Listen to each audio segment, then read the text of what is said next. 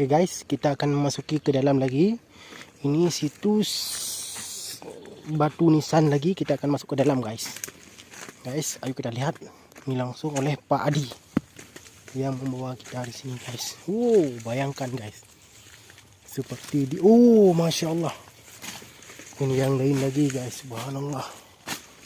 Ya, ini sungguh sangat luar biasa guys. Ini tinggi guys, 1,5 meter ada. 1 meter ini dalam lagi dia. Nah, ini corak lain lagi guys. Ya guys.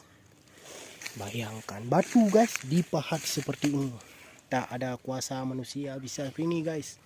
Dahulu kala orang Aceh sudah hebat guys. Ini lagi guys, hampir tumbang guys. Ya, ini ada ayat Quran guys. Ya guys. Bayangkan. Ya. Bayangkan. Bayangkan guys. Bayangkan guys. Di dalam pedalaman hutan guys. Bayangkan. Tak ada manusia yang mampu menguasai ini guys. Batu guys, dipahat guys. Dipahat. Bayangkan. Bayangkan.